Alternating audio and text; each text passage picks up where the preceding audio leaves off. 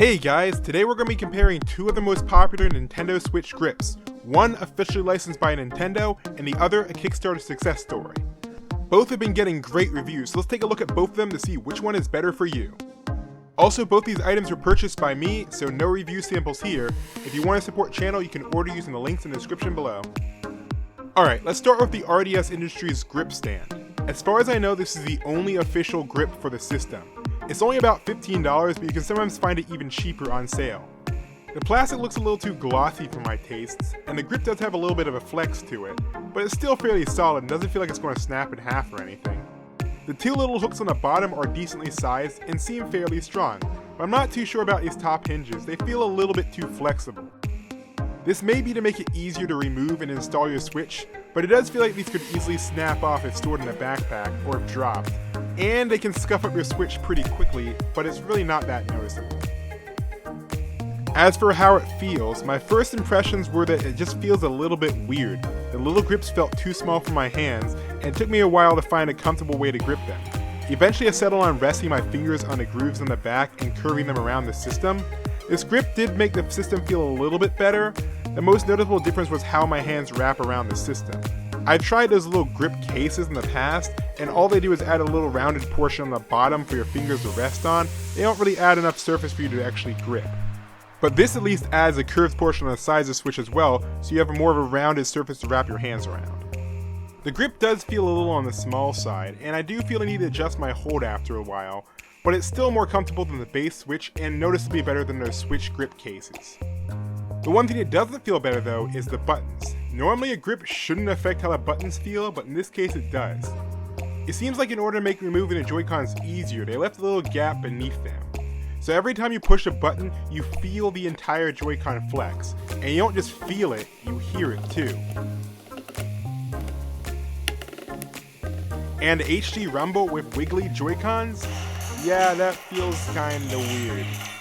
This is clearly not bad enough to bother a lot of people, but I find it extremely noticeable, and it makes the buttons feel way worse than using the Switch bare. Obvious design flaws like this really make me wonder what's required to become an officially licensed Nintendo product. I've seen some people come up with some pretty creative solutions to this problem, but I'd say if it bothers you and you really don't want to return the grip, you can just add a few layers of tape. Unlike many other grips, you can actually remove the Joy-Cons and the Switch still stays secured. And this grip doubles as a stand, and it functions quite well. The USB port's still blocked, but it's much better than the normal Switch in tabletop mode. I let a few other people with smaller hands try this, and they did not think it felt too small. But they'd never really had hand cramps from the Switch before, so they said they actually preferred using the bare Switch over this grip. It's not a bad grip, especially if you can find it on sale like I did. This does seem to offer some value. I do think it's a bit more comfortable than the base Switch, it's just not really ergonomic for my hand size. Moving on to the Satisfye Grip. With no Nintendo license and almost twice the price of the RDS, can it really be worth it? At first glance, it looks a bit more bulky than the RDS, but it seems to be a bit more solid as well. Also, the fact that the Switch just slides in instead of clipping on means that you don't have to worry about any of the hinges breaking off. And first impressions on the feel, it's significantly better. My hands can find a comfortable position instantly, and the grip has a more premium feeling finish. The handles have an asymmetric design, which does look a little bit weird, but as most games use the left side for movement and right side for attacks, it means your fingers will always be in the proper position for most in-game actions. And the Joy-Cons fit in perfectly with no weird wobbling, and the grips feel much better too. The shape is improved and they're a bit larger. Sadly, you can't remove the Joy-Cons when using this model, but other than that, it has all the same advantages of the RDS grip. Now moving on to the head-to-head comparison. As I said, the Satisfye's grips are a bit larger, but they also have a more full shape and are a bit longer too. This is an absolute requirement for people with larger hands. It means you can actually rest all your fingers on the grip without having some of them hanging off. I let some others try both grips, and so far everyone, even the people with smaller hands, agreed that the Satisfye grip is noticeably more comfortable than the RDS, even with the extra weight. They both can be used as a stand, but the extra weight and extended legs of the Satisfye grip make it less prone to tipping, making it much better for games that require a touchscreen. Also, the fact that it's elevated means you may be able to charge it using some low profile cables and adapters. Both product pictures show the grips being used with thumbstick attachments. The RDS does not actually include these, even though it's not mentioned anywhere on the page. The Satisfye grip does actually include them, and you'll get 4 all the same size. They do add a little extra travel to your joysticks, but I find they have a little less traction than the standard Joy-Con joysticks. So they're a neat little addition, but if you hated those tiny joysticks for FPSs before, these aren't really going to change your mind. When it comes to one-handed play, the RDS does have the advantage of being a bit lighter, but I still feel like the Satisfye grip is more comfortable to hold. And for touchscreen only games, I feel like they're about the same, but with a slight advantage going to Satisfye grip for the extra spot to hold for balance.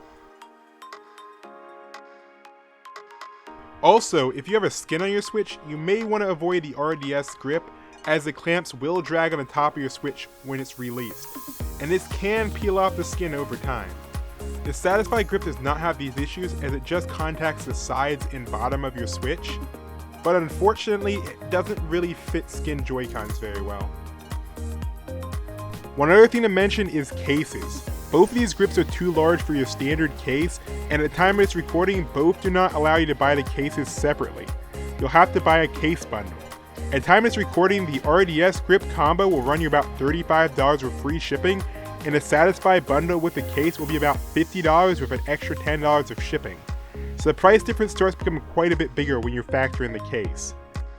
So here's how I see it. The RDS is not a terrible grip for $15. It's flawed, yes. It's not significantly more comfortable for people with larger hands, sure, but if all you want is something more controller-like, it's fine.